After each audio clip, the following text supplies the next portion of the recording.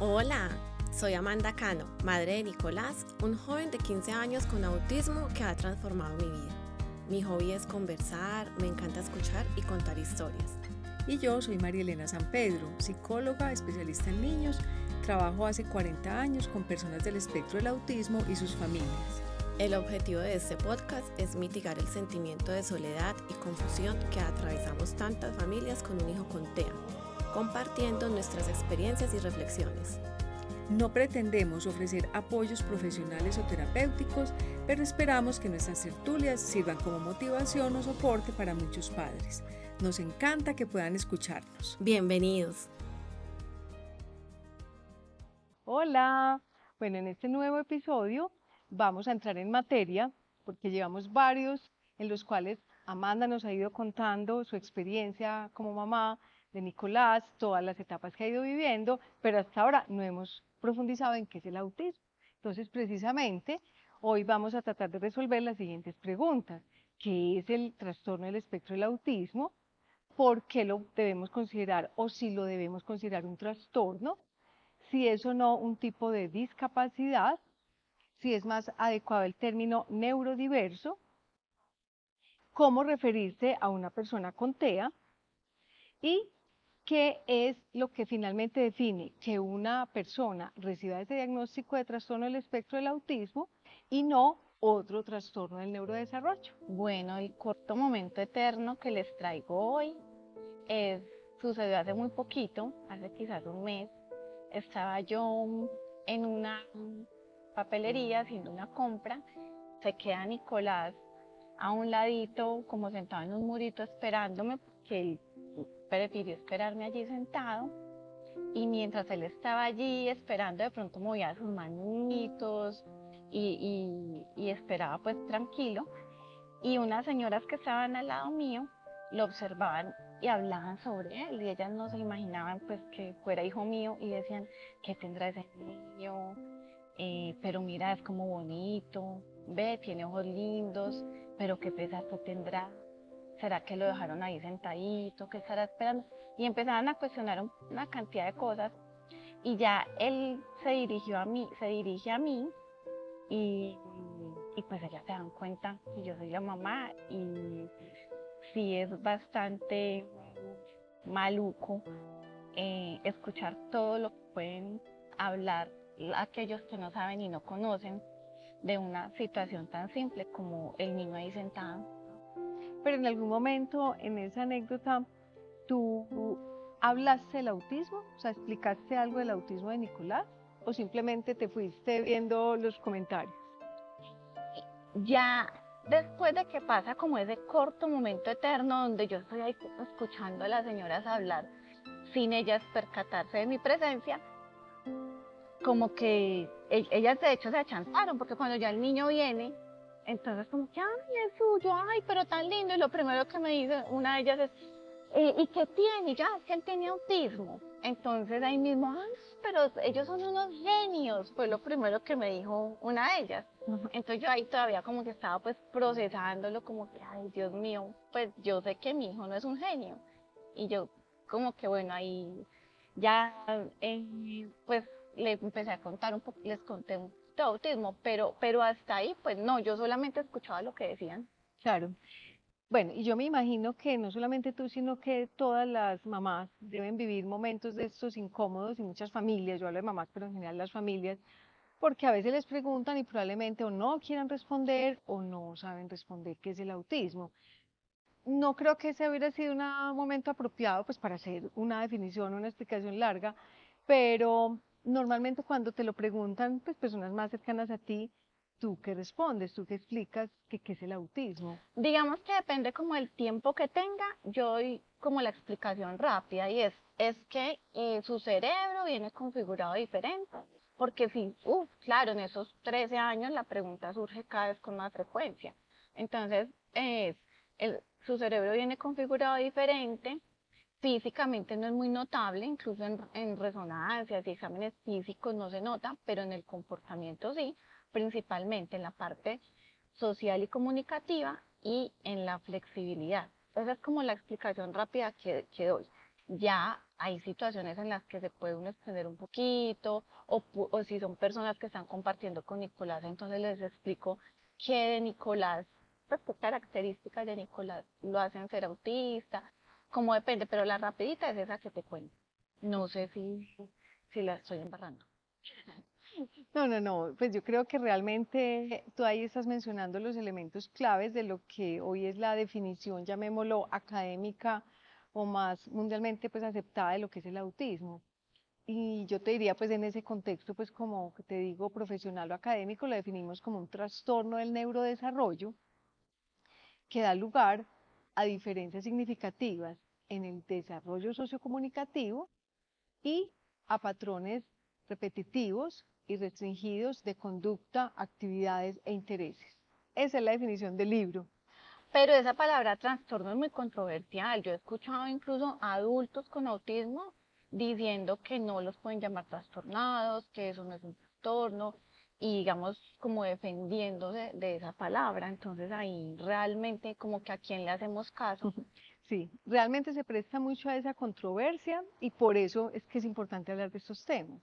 A ver, yo diría que hay que entender que la palabra trastorno la debemos circunscribir dentro de lo que es el contexto de salud, ¿sí? Es un término que se antepone para indicar que esa condición de la que se va a hablar tiene primero un impacto, es decir, no simplemente son características de la persona que nos hacen distintos unos a otros, sino que son unas características que pueden tener una consecuencia o que pueden, sí, tener un impacto ya sea a nivel familiar, a nivel social, a nivel académico, a nivel laboral.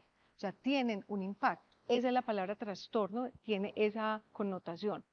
Segundo, cuando hablamos de que cualquier condición es un trastorno, también se refiere a que no es algo que cambia fácilmente por el solo hecho de proponerse o a voluntad, que son características que realmente están allí y que precisamente no son fácilmente modificables. Tiene una connotación muy importante esa palabra trastorno y es dentro del ámbito de la salud, implica que es alguien que requiere ayuda o que requiere apoyo. Es como la puerta de entrada a poder decir, esas diferencias de esta persona ameritan una intervención terapéutica. Es como si, como quien dice, todos podemos ser distintos, unas personas pueden tener un modo de ser diferente al de otras, pero por el hecho de tener un modo de ser distinto, no necesariamente requiere una intervención terapéutica o unos apoyos terapéuticos. Pero anteponer esa T de trastorno significa eso, significa, bueno, aquí hay unas características que ameritan ese apoyo o esa intervención. Entonces tiene un significado muy ligado, como te O digo. sea, si uno quiere, digamos, acceder a una terapia para el tema salud, sí se requiere la palabra trastorno. O sea, en últimas eso no es como que sea ofensivo, no, simplemente es un tema clínico, pues. Total, o sea, yo creo que es importante entender eso, o sea, que de hecho es distinto en inglés que en español, porque en inglés es disorder, que sería desorden en español, pero lo tradujeron como trastorno, pero hace referencia a eso, o sea, dentro de toda esa gran diversidad de características que podemos tener en lo social, en lo comunicativo, y eso no aplica solo al autismo, cualquier trastorno de salud mental pasa lo mismo, en cualquiera de los trastornos de salud mental todos tenemos diversidad, hasta donde hay personas con un temperamento, por decir algo, de ser más introvertidos, de no ser muy dados, que no les guste mucho los grupos, que no quieran ser muy observados. Eso es un temperamento y por ese solo hecho no quiere decir que todo el mundo tenga que ser extrovertido. Está bien ser introvertido, ¿sí? Pero eso no necesariamente es un trastorno. Cuando ya la persona tiene otros síntomas que ya eso le tiene un impacto negativo, ya podría, en ese ejemplo estoy hablando, por ejemplo, de ansiedad, podría meritar una intervención. Entonces eso no es exclusivo del autismo. Entiendo entonces que haya esa confusión con el término trastorno, pero no es sinónimo de lo que en español decimos alguien está trastornado como si fuera alguien que tiene una psicosis o que está loco, no. La palabra trastorno tiene esa circunscripción que les dije dentro del ámbito de la salud. No, pero súper la claridad, pues porque a mí en lo personal, pero pues es una opinión muy personal, me parece que el discutir de si se dice así o no se dice así como que nos desenfoca de lo realmente importante. Entonces sí me parece súper aclararlo. Es verdad.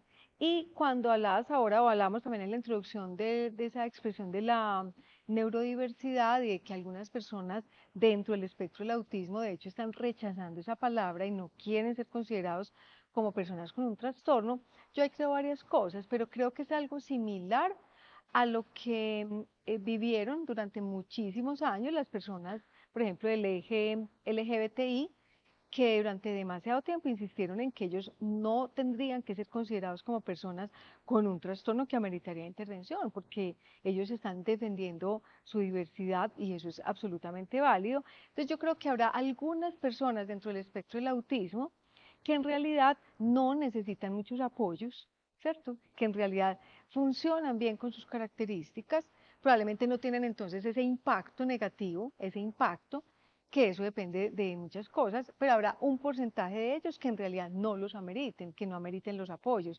Pero la verdad es que la mayoría de las personas del espectro del autismo sí los requieren. Entonces yo creo que la palabra neurodiversidad pues es válida porque de hecho pues existe, o sea, todos somos diferentes en la manera como pensamos, como realmente funciona nuestro cerebro, no podemos decir que sea idéntico en todas las personas.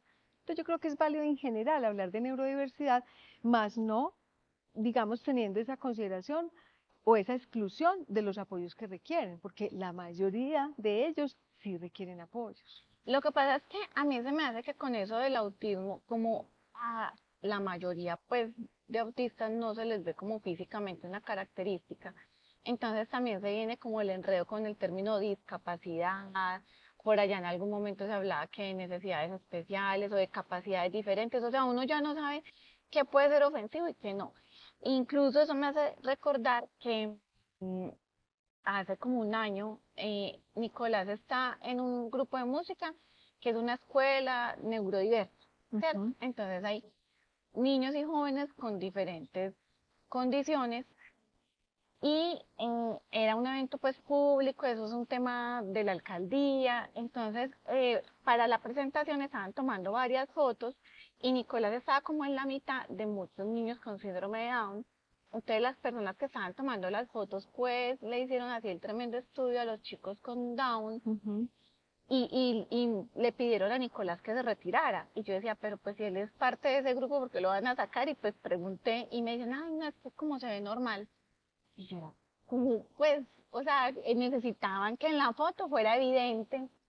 Entonces, no sé, ese tipo pues de situaciones sí me parecen cuestionables. Claro, súper importante eso que cuentas porque yo creo que eso nos trae a colación toda la connotación de esa palabra también discapacidad, así como ahorita hablábamos de trastorno. Yo creo que eso tiene muchas aristas, muchas facetas. Uno es la confusión de discapacidad con discapacidad física. De hecho, si lo pensamos en el logo que vemos en todas partes de discapacidad, siempre está una silla de ruedas, ¿cierto? Hoy se habla también de que hay muchas discapacidades no visibles, cada vez se habla más de eso, ¿cierto? Y es importante entenderlo. Pienso que también hay una gran confusión con la palabra discapacidad entendida como sin capacidad, como ausencia de capacidad.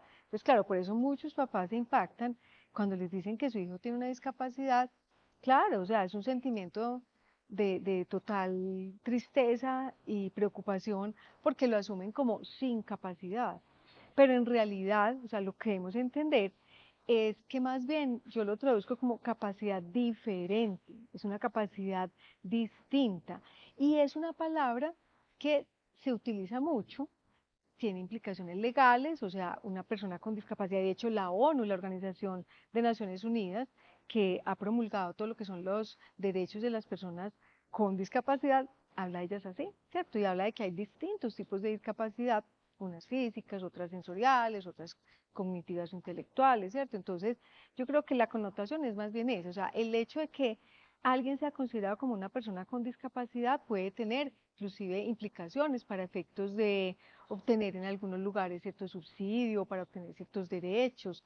Hoy en día, pues a nivel también de la ley a futuro, ya cuando son adultos, para el asunto de las decisiones que deben tomar ellos frente a sus posesiones. Entonces, yo creo que la palabra pues se ha malentendido bastante Y de nuevo, pues yo creo que debemos tenerla pues como en esa mirada.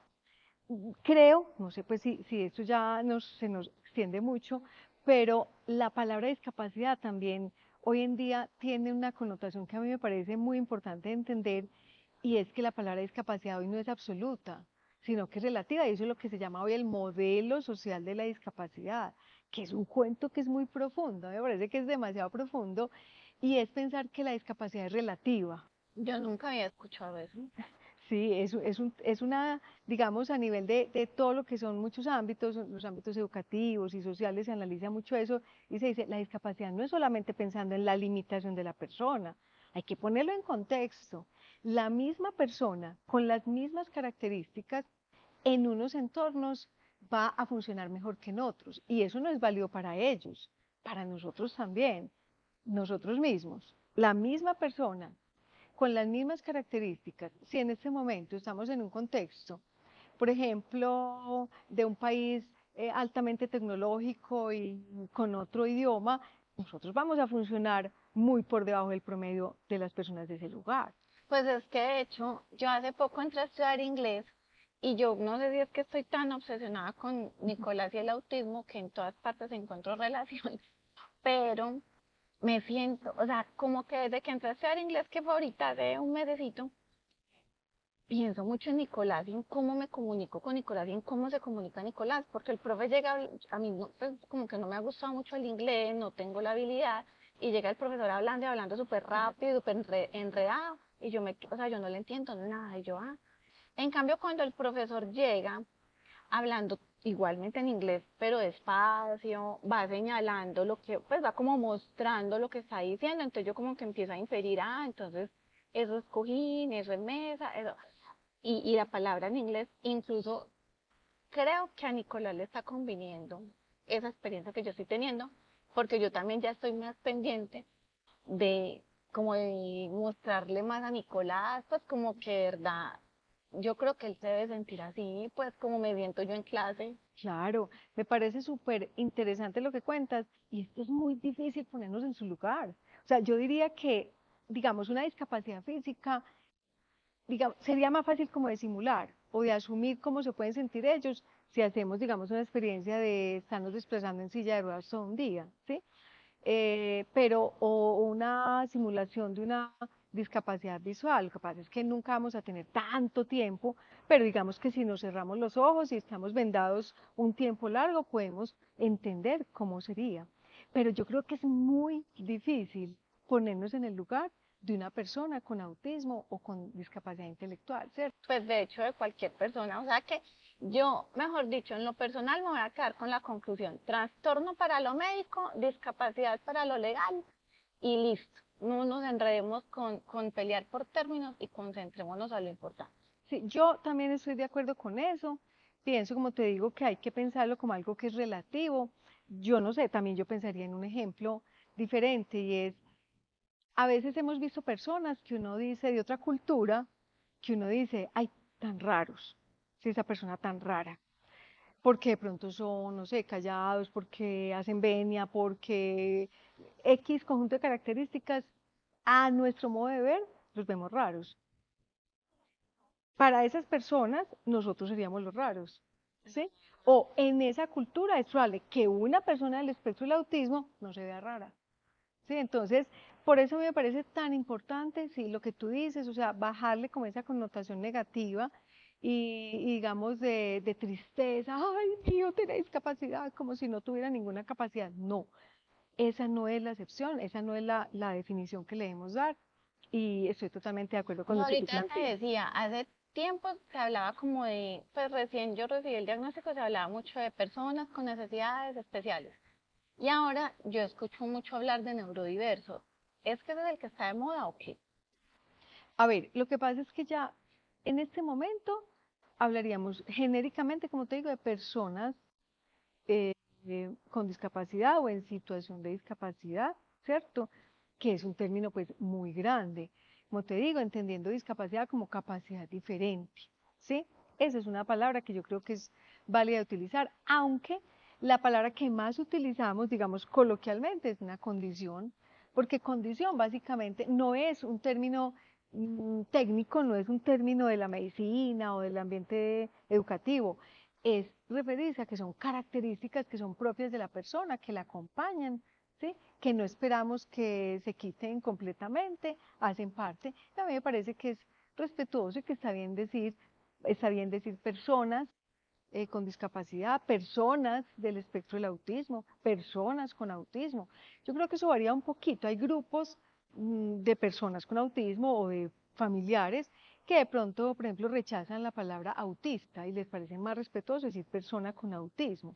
Pero yo he visto escritos, artículos, una cartilla hermosísima que existe de la mente autista, escrita por personas con autismo, y ellos se dicen a sí mismos autistas y no lo ven con una connotación negativa.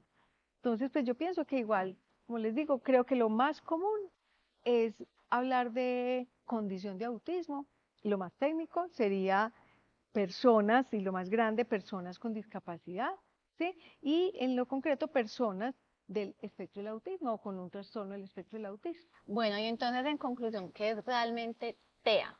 Porque pues trastornos según eso como que hay muchos, pero específicamente TEA, ¿qué es?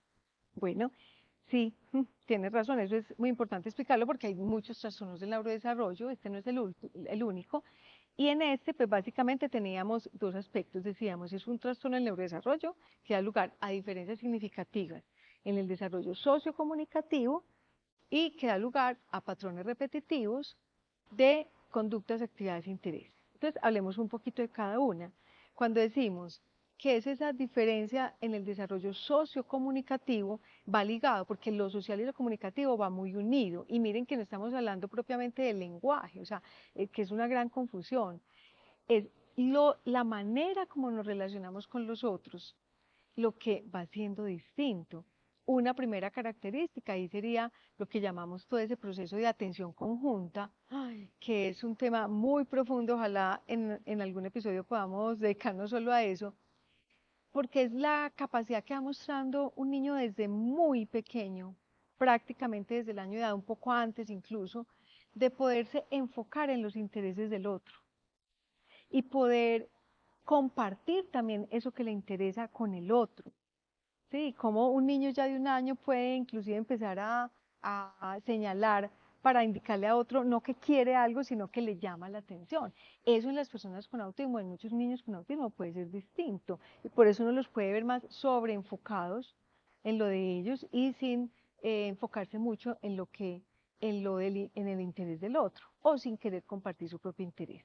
A mí me dejó súper sorprendida cuando ya recibí el diagnóstico y han pasado cosas pues de las que ya les he contado en otros episodios, entender que el juego hiciera parte tan importante del desarrollo social. O sea, yo he sido siempre conversadora desde pequeñita. Entonces, para mí hacer amiguitos en un parque, siendo yo niña, era como muy fácil. Y yo veo cómo, pues, a raíz también del diagnóstico, como que observo cómo funcionan los otros niños y veo que socializan con mucha facilidad o cómo juegan, todo esto del juego simbólico. O sea, Nicolás recibe el diagnóstico de los 2 añitos y yo, ustedes los profesionales lo que más miraban era la forma de jugar. Y pues es que Nicolás no tuvo ni tiene juego simbólico. Y ahí ya había pues como que una gran explicación sobre eso.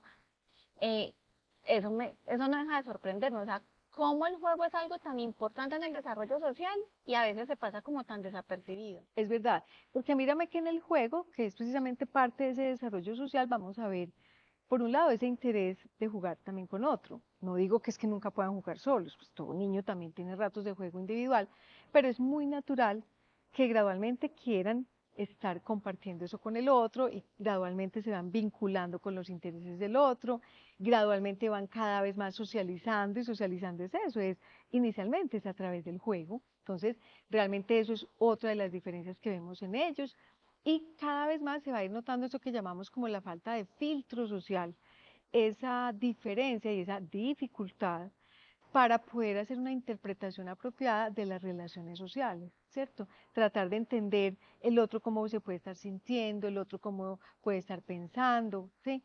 Les cuesta descifrar ese tema de descifrar como los principios sociales, descifrar lo que en un contexto se considera como apropiado o inapropiado, lo que los adultos llamamos mala educación o lo que llamamos imprudencia. Todos los niños pequeños son imprudentes, pero van aprendiendo gradualmente a entender cuál es esa conducta que se espera de ellos, y a la persona del espectro del autismo le va a costar mucho más hacer esa lectura de todos esos estándares sociales. Entonces eso es, digamos, que lo social. Lo comunicativo tiene que ver con esa diferencia en cómo van avanzando en la posibilidad de compartir sus ideas a través de mensajes que le llegan a otro, y entender que el otro va a descifrar esos mensajes, ¿cierto? Y también entender esos mensajes que el otro le da, ¿sí? Y hacer esa unión de inclusive los mensajes verbales y no verbales, todo, por eso decimos en lo sociocomunicativo, porque muchos de ellos hablan y pueden hablar hasta muy bien, e incluso muchos, o algunos tienen un vocabulario muy elevado. O incluso son sociables, porque también hay como ese mito de que, ay, es que viven en su mundo. Y, ay, es que él socializa, entonces no es autista. Es verdad, O sea, que no es verdad. necesariamente que es que no socializa. Es en la forma como socializa, porque es cierto, o sea, no todos están en el rincón y nunca miran. Ausencia total de contacto visual, no, eso, pues algunos no lo tienen, o algunos en efecto Nicolás no tienen. mira y mira muy hermoso. Sí, ahora, en cierto momento puede ser un contacto visual distinto, ¿cierto? Pero no es solamente que lo tengan o no lo tengan, o que siempre nos ignoren, ¿sí? Pero la forma de relacionarse, algunos que pueden ser, llamémoslo así, más extrovertidos o más dados a relacionarse, a veces no tienen como esa lectura, y pueden ser un poco una relación social que los demás podemos ver como o inadecuada o exagerada o un poco imprudente, siendo ya personas adultas, ¿cierto? Entonces, hay muchas facetas, pero tiene que ver con eso de lo social. O sea que tenga trastorno del espectro autista se define cuando es dificultad sociocomunicativa y Exacto. Y la otra es lo que llamamos el patrones repetitivos de conducta, actividades e intereses, que es una característica que engloba muchas cosas. Por un lado tiene que ver con los repetitivos que tienden ellos a hacer con su cuerpo o con sonidos, pero no es que tengan que tener todas estas, pueden ser algunas de estas. o que tengan que balancearse, como por allá en otro episodio les contaba que nos dijo una psicóloga. Algunos pueden hacerlo todo el tiempo, pero algunos puede ser más transitorio, puede que tengan movimientos repetitivos o movimientos estereotipados, esto de aletear, o saltar, o ir para allá y para acá, ¿sí? Pero necesariamente todos No, tienen esos no, movimientos repetitivos o esas conductas en que otros no. comportamientos se reflejan. Por eso te digo, puede ser con su cuerpo, pero de las que voy a mencionar, no es que tengan que tenerlas todas. El ser repetitivos podría verse reflejado en esto, en su cuerpo, o en sonidos o frases repetitivas que repiten una y otra vez. Es como si necesitaran cierto sonido, escucharlo muchas veces. Algunas veces ellos mismos lo producen con su boca, o buscan producir cierto ruido. Entonces, esa es una de ellas. Otra faceta, llamémoslo así, otra manifestación de esta tendencia a ser repetitivos, es la necesidad como de ciertas cosas constantes en su vida y en el ambiente. Sí, como que cuando las cosas funcionan de la misma manera, ellos se sienten mucho más cómodos y les gusta todo lo que tenga cierto patrón, alguna cosa que sea repetitiva. En cambio, se pueden sentir ansiosos o molestos de pronto cuando alguna de las cosas que ellos están ya acostumbrados está cambiando. Entonces, cuando hay cambios, cuando hay transiciones, o sea, se termina una actividad para cambiar a la otra, cuando algo no ocurre como habitualmente sucedía, ellos se pueden molestar, ellos prefieren que las cosas sucedan siempre igual. Yo hace mucho tiempo me vi un documental español, de una cadena española, pues, y mostraban varios autistas adultos. Y por ejemplo, uno siempre desayunaba lo mismo y tenía que desayunar el mismo jugo, el mismo sabor, con el mismo, pues lo mismo que se comía. Y en cambio había otro que no le importaba, pues podía desayunar o no, desayunar cualquier cosa, pero siempre iba en bicicleta al trabajo. y mostraban la ruta que recorría y mostraban cómo le afectó muchísimo porque como que tuvieron que hacer una construcción en esa ruta y él tuvo que cambiar de ruta y no tenía manera alguna de que se fuera por ahí durante como 2 meses mientras hacían la obra y eso, y Sí. era un adulto y bueno, y eso Es verdad. pues lo descuadró así súper horrible. Exactamente, eso hace parte de esa segunda característica de la tendencia a ser repetitivos. Entonces, no siempre es con su cuerpo, a veces puede ser con eso, con las situaciones del día a día y ellos prefieren, como digo, las cosas ya que suceden de cierta manera. Pero el TEA lo define, es la mezcla de esas. La porque a mí mezcla de esas muchas veces dos. cuando me extiendo un poquito en explicarle a la gente por qué Nicolás es autista, me dicen, ay, pero yo también soy como así, a mí también me estresa que me cambien las cosas. Claro, O, ay, sí, pero a mí hay veces se me dificulta entenderle a otros. Y es mucha la gente que empieza como a encontrar similitudes, entonces dicen, ay, entonces yo creo que todos tenemos un poquito de eso. sí, claro, o sea, eso va a pasar yo creo que con todos los trastornos, que siempre muchas personas tratan de minimizarlo o que no ven lo que hablábamos anteriormente de la trascendencia, o sea, el impacto que pueden tener esas características y van las dos. Entonces, pues finalmente esa segunda característica, como te digo, tiene muchas otras aristas, o sea, también pueden ser repetitivos con sus intereses, con lo que les gusta, ¿sí? Entonces ahí mucha gente los va a llamar es obsesivos. Entonces, casi siempre cuando algo les gusta exageradamente y pueden irlo cambiando en el tiempo, no es que sea lo mismo toda la vida, aunque algunos de esos intereses repetitivos pueden durar bastante tiempo, pero son muy variados. En un niño pueden ser un objeto en particular de la casa que le llama la atención, ¿sí? Los candados, o las cocas, o cierto animalito, O o, ellos mismos pues, no sé si todos ellos, pero por ejemplo Nicolás coge como por épocas. exacto, o las cosas de construcción, o ciertos temas, ¿cierto? Mientras también más avanzados o más habilidades cognitivas tengan, pueden ser temas muy elevados, los planetas, ¿sí? Asuntos de historia. Entonces, pero sí es muy notorio que cuando algo les gusta exageradamente y que de hecho pueden tener dificultad para adaptarse a otros intereses diferentes propios de las personas de su misma edad.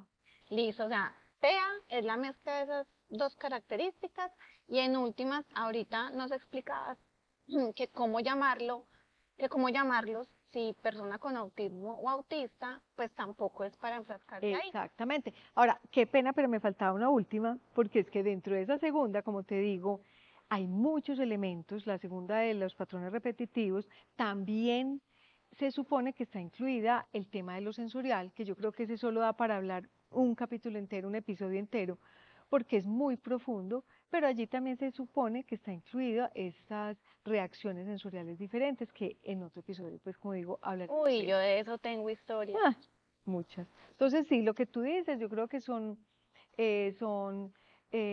trastorno que pues podemos considerarlo un trastorno del neurodesarrollo, o podemos hablar de ellas como personas con autismo, personas del espectro del autismo, ¿sí? Y esa palabra trastorno no es peyorativo, sino que es, como decíamos, circunscribirlo y como que ya tenerlo como en otra mirada, no como satanizarlo.